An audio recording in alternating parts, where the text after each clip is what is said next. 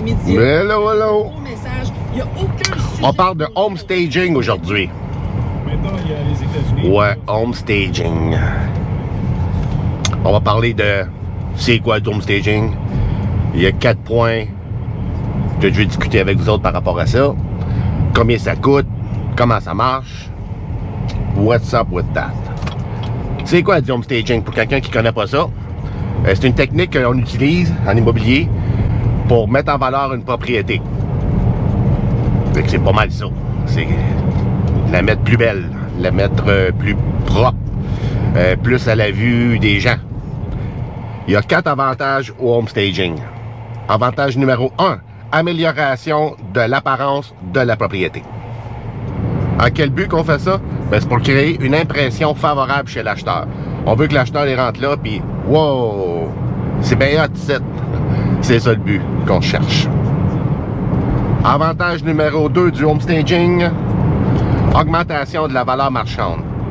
Quand tu fais un bon home staging, théoriquement, tu pourrais vendre plus cher que les autres. Exemple, 2 maisons identiques, pareil. Il y en a une qui a du home staging dessus, puis l'autre, il n'y en a pas. Ben, celle qui en a, il y a des chances qu'elle se vende plus cher, même si c'est la même propriété, les deux. Point numéro 3 du home staging, accélération de la vente. Le temps pour que tu aies une vente. Ça va aller plus vite si ta maison est plus belle que les autres, logiquement. Comme tantôt je disais, tu vas vendre plus cher, mais tu vas aussi vendre plus vite. Ça va avec. Point positif numéro 4 du home staging, c'est que les gens vont avoir moins tendance à négocier ton prix. Fait qu'une belle maison, elle va se vendre plus vite, plus cher, puis le monde va avoir moins tendance à négocier. C'est logique qu'il y a plus de monde qui la veulent. Donc, on négociera pas le prix. Là, on va parler de 4 home staging que tu pourras faire toi-même. Tu n'as pas besoin d'engager personne, tu peux commencer ça tout de suite. Le premier, la dépersonnalisation de ta propriété. Ça veut dire quoi, ça? C'est que tu enlèves tout objet religieux, vos cartes de famille, des trophées, des ci, des ça. Pourquoi qu'on fait ça? C'est assez simple pourquoi qu'on fait ça. Parce qu'on veut que l'acheteur, il rentre chez vous, puis qu'il se sente directement chez eux. Exemple, la personne n'est pas catholique pantoute, tu arrives là, puis il y a des croix partout. Moi, personnellement, si je serais un acheteur, je m'en fous. OK, ça me dérange pas. Peut-être parce que ça fait longtemps que je fais ce job-là, je suis capable de voir à travers de qu'est-ce qu'il y a déjà là. Le potentiel, tu sais. Mais, si on veut mettre les chances, toutes les chances sur notre bord, il y a des gens qui sont moins à l'aise avec ça quand ils rentrent à quelque part. Ils voient des gros meubles, des grosses affaires partout. Ils sont pas capables de se faire une idée, tu sais. Donc en plus, là, toi, t'es là, puis t'as plein d'objets, plein de photos de famille, le frigidaire, il est plein de photos. C'est pas en fin du monde, là, tu sais. Mais, si tu veux mettre toutes les chances sur ton bord, tu tripes ça au complet. Bon, le deuxième point, très facile, nettoyage approfondi. Ça veut pas dire juste un petit clean-up, là. Nettoyage approfondi, là, ça veut dire nettoyer ta maison de A à Z. Puis quand que je dis ça, il y a des gens, souvent, ça leur prend, mettons, 3 semaines, puis ils ont juste pris une brosse à dents, puis ils commencent à laver la porte patio en arrière, puis tu sais, comme des petits coins, là, où que personne nettoie quasiment jamais, là. Oui, il faut le faire, OK, là? C'est sûr qu'il faut le faire. Mais dites-vous que si vous avez, exemple, un mois pour tout pas réparer, mais cleaner votre maison, nettoyer votre maison, faites les pièces principales en premier. Comme que je dis toujours, un garage pas ordonné, c'est moins pire qu'un salon pas ordonné. T'sais. Exemple, la céramique en terre, le coulis là, entre les céramiques, ben, c'est plus important que ce coulis-là soit nettoyé que les marches de ton deck. La troisième chose que vous pouvez faire par vous-même, c'est des rénovations légères. Peindre le rez-de-chaussée, tu peux faire de la peinture au sous-sol, une chambre, la cuisine, whatever. Les peintures là, peuvent être faites par tout le monde, puis ça rafraîchit la maison, ça a l'air plus neuf. Une autre chose que tu peux faire aussi, c'est peindre ta galerie en avant. qui est toute LED, ça sera une bonne idée. Une autre chose aussi que vous pouvez faire vous-même, remplacez vos vieux robinets de 1984, puis les fans au plafond 1988, là. Ça, on peut les remplacer. C'est pas cher, puis ça se fait tout seul. Si on n'est pas capable, on regarde des vidéos sur YouTube, ou sinon, vous m'appelez, je vais vous envoyer quelqu'un. Puis le plus important, des petites jobines que vous pouvez faire vous-même, ça a l'air bien fou, c'est disposition des meubles, des objets, des items que vous avez là. J'en vois beaucoup. C'est bien placé, mais tu peux pas bouger alentour. J'en vois d'autres que le layout, on peut se promener bien comme il faut alentour des meubles, mais les meubles, c'est comme tout croche. La TV n'est pas à bonne place, puis la bibliothèque n'est pas à bonne place, le sofa non plus. Fait que ces choses-là, c'est super important de le faire. Parce qu'encore, comme que je disais tantôt, il y a des gens qui n'en ont aucune idée. Ils rentrent dans une maison, la maison est comme presque vide ou quelque chose, puis ils voient le salon, puis ils comprennent pas où est-ce qu'il va le sofa, où est-ce qu'il va le long sofa à 3 places, celle-là qui est en L, ils ne catchent pas là, tout le temps. Pas tout le monde, mais il y en a. Comme que je dis toujours, si tu veux mettre des chances sur ton bord, faut que tu fasses ça. Puis quand je parle de layout, c'est très, très, très important. Surtout pour le monde qui veulent des fois se mettre un exemple, un îlot dans la cuisine, mais il n'y a pas assez d'espace.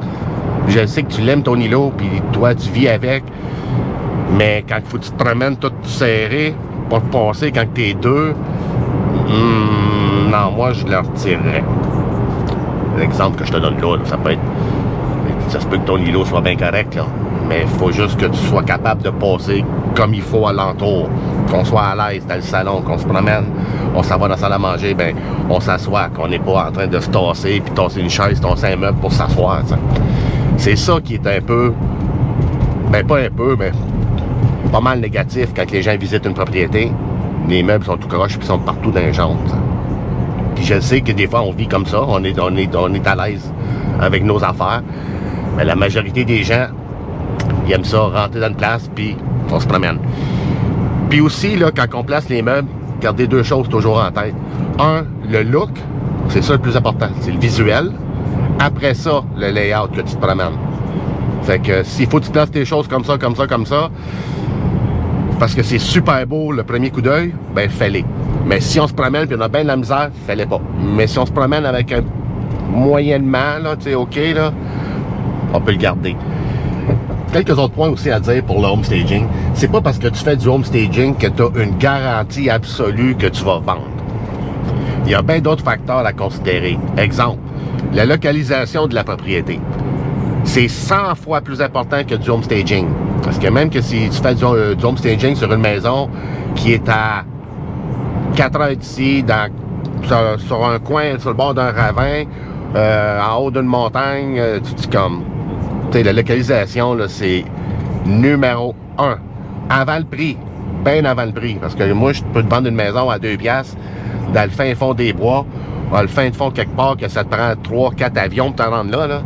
Tu l'achèteras pas ma maison à 1$. T'sais. Fait que la localisation, numéro 1. On le sait tous, mais gardez ça en tête. Numéro 2, le prix de vente. Tu peux mettre le plus beau home staging au monde sur la maison qui est trop chère, elle ne se vendra pas. La meilleure, plus belle maison au monde, avec du beau home staging de best, là, si elle est trop chère, elle ne se vendra pas. So, le prix, plus important que du home staging. Numéro 3, l'état actuel de la propriété. Exemple, c'est une vieille maison qui est quasiment en train de tomber, que t'avant parce que whatever la raison, mais l'acheteur va falloir qu'il la rénove au complet, ben il va pas faire du home staging là-dedans. Il va juste faire un gros ménage le plus propre possible, mais pas d'home staging. Ça. 3 cas où ce que l'home staging n'est pas nécessaire. Ben, le premier, c'est assez simple. Si ta maison est impeccable, si tu as une maison de magazine, ben c'est normal que l'home staging, tu n'auras pas de besoin, il est déjà fait. Une autre cause que c'est pas nécessaire, c'est quand le marché il est super fou, là, comme aujourd'hui. Aujourd'hui, t'as pas bien besoin du home staging. Là, tout le monde la veut ta maison, fait que c'est pas bien compliqué. Allô, ça va bien? Allô, oui, toi? On va prendre le plein suprême. Parfait. Merci. Fait que c'est ça. Fait que si tu es dans un marché comme aujourd'hui, ben là, c'est super facile. Même des maisons en désordre, même des maisons scrap, que je pourrais dire que c'est un rénové complet, ça se vend quand même très, très, très bien aujourd'hui. So, j'en ferai pas du home staging dans ce cas-là. Juste ordonner la place, ça va être en masse. Puis comme je disais aussi tantôt, si la propriété, ça va être vendu à un investisseur ou quelqu'un qui va la flipper ou whatever, si c'est un vieux duplex puis on va faire un triplex avec, ben là, je comprends que on n'a pas besoin. Puis que c'est la belle bouteille. C'est assez beau, ça? Je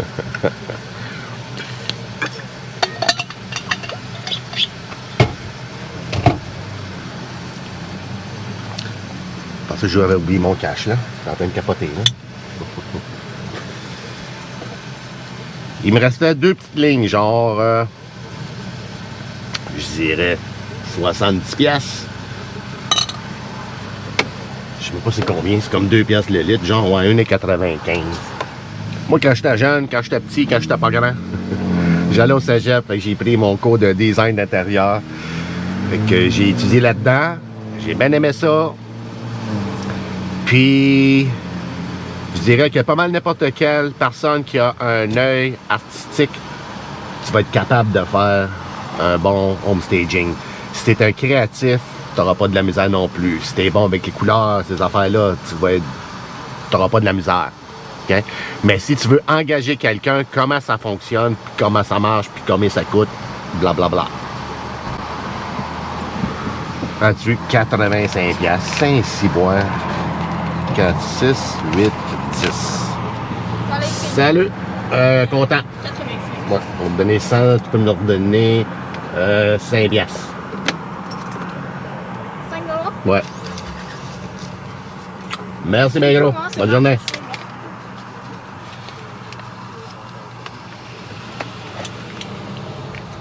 Non, non, je donne jamais 10 piastres de tip, là. C'est juste qu'eux autres sites sont tout le temps top-notch. Top-notch. Super correct. Les autres, on me dérange pas. OK, ben c'est ça. Fait qu'avec moi, le home staging, c'est free. Par contre, je suis pas un professionnel. C'est beau que j'ai étudié là-dedans. J'ai pas travaillé là-dedans. Donc, un professionnel qui a travaillé là-dedans, il va être 100 fois meilleur que moi. OK? Il travaille là-dedans tous les jours, lui. Fait que, il y a 1 million de plus de trucs que moi. Fait que quand ça arrive, quand un client il a besoin qu'on aille plus loin avec l'home staging, là, j'appelle ma fille qui fait du home staging. J'appelle le client là, il a besoin de toi. Blablabla, blablabla, c'est fait. Fait que, combien ça peut coûter? Ben, c'est comme d'habitude. Quand tu appelles à quelque part, tu veux un prix, ben, on peut pas te donner de prix parce que ça dépend de. C'est la même affaire ici. Ça dépend de. C'est bien plate, mais ça dépend. Okay. Supposons que tu fais une consultation, juste que tu veux que quelqu'un passe chez vous, puis ils te dise un peu quoi faire, quoi. Pas quoi rénover, mais quoi upgrader, mettons. Puis comment placer les meubles, etc., etc. Consultation de base, 250 $. Puis si tu veux un bon 2 heures qu'on soit là, c'est 500 $. Je dis on. La fille avec qui je réfère, là. Là, si tu as besoin d'un croquis intérieur de ta maison, avant d'entreprendre tous ces changements-là, on peut te faire des croquis. Ah, si c'est du commercial, ça peut aller jusqu'à 2500. Puis pour ceux qui veulent mettre des meubles dans une maison vide, ça peut aller jusqu'à 3000 $. Pour 2 étages, 3 chambres à coucher. On fait pas le sous-sol, là. À peu près 3000. Puis après ça aussi, il faut que tu payes par mois. Ça peut aller jusqu'à 250, 300, 400 $ par mois jusqu'à la vente. Ça se négocie. Puis en passant, j'ai fait un gros texte ici, je vais le mettre en lien sur le home staging. C'est si ça vaut la peine de le faire, si ça vaut pas la peine, etc., etc. Puis j'ai une autre vidéo que vous pouvez aller voir ici, super important. C'est est-ce que tu as besoin de rénover avant de vendre? Allez voir la vidéo là, super, super important. Qui est un peu en lien avec le home staging. Fait que si tu veux emménager en Outaouais le mois prochain ou l'année prochaine, appelle-moi tout de suite pour qu'on puisse commencer à discuter du projet. Puis si tu veux savoir combien est-ce qu'elle vaut ta maison en date d'aujourd'hui, appelle-moi. Je vais pouvoir passer chez vous et te dire exactement le prix que ça vaut. On peut le faire par téléphone puis email si tu n'as pas le temps de m'accueillir et de présenter ta maison. mais le prix va être plus juste si je passe chez vous. Puis inquiète-toi pas de l'ordre de ta maison, le ménage. Quand les gens ils m'appellent pour de l'information, que je passe chez eux, ils commencent pas à faire du ménage puis mettre tout ça beau là, pour m'accueillir. Là. Je suis pas un roi, là. Je suis un courtier immobilier. Et tu m'appelles, je vais aller voir que ça a de l'air. Puis j'en ai vu de tout ça. OK? Fait qu'inquiétez-vous pas si votre salle de bain n'est pas propre ou la cuisine n'est pas faite. Gars, whatever. C'est pas important pour ça. Je suis capable de voir à travers de ça. Puis pour ceux qui veulent vendre, acheter une maison, un condo, un semi, whatever, je suis toujours là, 5 jours par semaine. Puis pour ceux qui ont des blocs appartements, puis si vous êtes tanné de vos locataires ou vous les aimez bien, mais vous voulez avoir une vie, puis passer à autre chose, passer du temps en famille, puis pas penser juste aux locataires, appelez-moi, je vais m'en occuper. Fait que c'est pas mal ça. On va se revoir dans 2, 3, 4 jours. Alright, see you later. Bye bye.